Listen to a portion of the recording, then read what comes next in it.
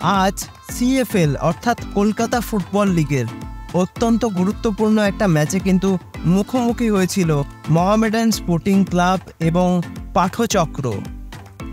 এবং আজকের ম্যাচটা কিন্তু সাদা কালো ব্রিগেডের জন্য অত্যন্ত গুরুত্বপূর্ণ একটা ম্যাচ ছিল, কারণ আজকের ম্যাচ থেকে তাদের পয়েন্ট পেতেই হতো এবং জয়টা কিন্তু পেতেই হতো। তো সেই লক্ষ্যে খেলতে নেমে প্রথম থেকেই কিন্তু আধিপত্যটা সবসময় সাদা কালো ব্রিগেডের বেশি ছিল।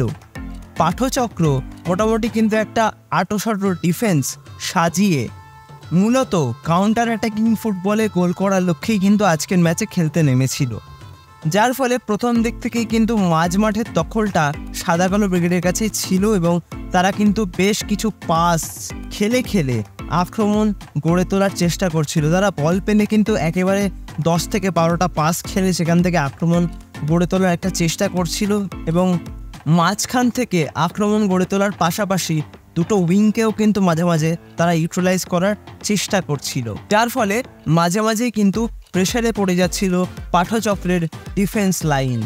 আর তার ফলে প্রথমার্ধে কিন্তু সাদা কালো ব্রিগেড কাঙ্ক্ষিত গোল করে নিজেদেরকে ম্যাচ জয়ের দিকে নিয়ে যাচ্ছিল। আর সেই গোলটি করেন কিন্তু ইশরাফিল দেওয়ান। কিন্তু এই গোলটি কিন্তু অনেকেই করতে পারত, কারণ ইশরাফিল দেওয়ান গোলটা করার আগে কিন্তু আরও দুজন সাদা কালো ব্রিগেডের ফুটবলার কিন্তু গোল করার চেষ্টা করে ওই একই বলে, কিন্তু তাদের বলগুলো কিন্তু গোল পোস্টে লেগে ফিরে আসে। তবে শেষ পর্যন্ত ইশরাফিল দেওয়ানের গোলে কিন্তু ফার্স্ট হাফেই এগিয়ে যায় সাদা কালো ব্রিগেড।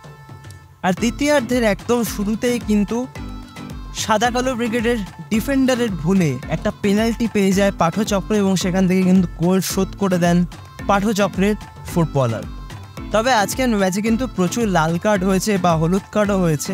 সাদা কালো ব্রিগেডের কোচ তাকে কিন্তু লাল কার্ড দেখানো হয় এবং তাদের ডিফেন্সের একজন প্লেয়ারকেও কিন্তু লাল কার্ড দেখানো হয়।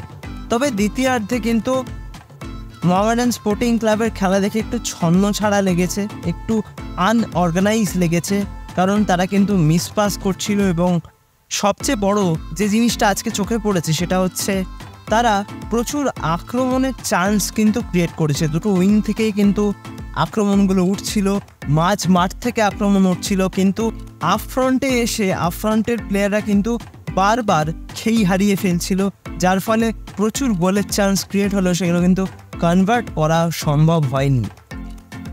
আপফ্রন্টের থ্রু পাস বা ক্রসগুলো কিন্তু মিট করতে পারছিল না সাদা কালো ব্রিগেডের স্ট্রাইকাররা, যার ফলে একটা সময় স্কোর লাইন হয়ে যায় 1-1 এবং চাপ কিন্তু বাড়তে শুরু করেছিল সাদা কালো ব্রিগেডের ফুটবলারদের উপর। আর সেখান থেকেই কিন্তু আলটিমেটলি কাঙ্ক্ষিত সেই 3টে পয়েন্ট এনে দিলেন মহিতোষ। পেনাল্টি থেকে দুর্দান্ত গোল করে কিন্তু দলকে অতি মূল্যবান 3টে পয়েন্ট এনে দিলেন আজকে এই প্লেয়ারটি। তবে আপফ্রন্টে যে চান্সগুলো ক্রিয়েট হচ্ছিল সেখান থেকে কিন্তু আরও বেশি গোলে জেতা উচিত ছিল সাদা কালো ব্রিগেডের, সেই গোলগুলো কিন্তু তারা করতে পারেনি বা চান্সেসগুলোকে গোলে কনভার্ট করতে পারেনি। আর সেকেন্ড হাফে মাঝ মাঠে কিন্তু বেশ অগোছালো লেগেছে সাদা কালো ব্রিগেডকে। ফার্স্ট হাফে যতটা প্রাধান্য নিয়ে খেলছিল সেকেন্ড হাফের খেলা থেকে কিন্তু ততটা প্রাধান্য মনে হয়নি। তবে একদম শেষের দিকে কিন্তু অল আউট অ্যাটাকে যাচ্ছিল সাদা কালো ব্রিগেড, যার ফলে কিন্তু তারা গোলটা পেয়েছে। এই ধরনের ইন্টেন্সিটি নিয়ে যদি তারা প্রথম থেকেই খেলতে পারতো তাহলে কিন্তু আরও আগে এই ম্যাচটার ফয়সালা হয়ে যেতে পারতো এবং এতটা কঠিন পরিস্থিতি হতো না সাদা কালো ব্রিগেডের জন্য। তো আজকের ম্যাচটা তোমরা যারা যারা দেখেছো তোমাদের কেমন লেগেছে অবশ্যই আমাকে কমেন্ট করে জানিও। আর ভিডিওটা ভালো লাগলে লাইক, কমেন্ট, শেয়ার এবং সাবস্ক্রাইব করতে কিন্তু একদম ভুলো না। সাবস্ক্রাইব করে দিয়ে পাশের বেল অপশানটা প্রেস করে অবশ্যই অল অপশানটা প্রেস করে রাখবে, এতে সমস্ত রকম নতুন ভিডিও নোটিফিকেশান তোমরা সবার আগে পেয়ে যাও যখনই আমি কোনো নতুন ভিডিও পোস্ট করব। তো আজকের মতন ভিডিওটা এখানেই শেষ করছি। দেখা হবে আবারও পরবর্তী ভিডিওতে নতুন কোনো দিন নতুন কোনো সময়। তোমরা ভালো থেকো, সুস্থ থেকো।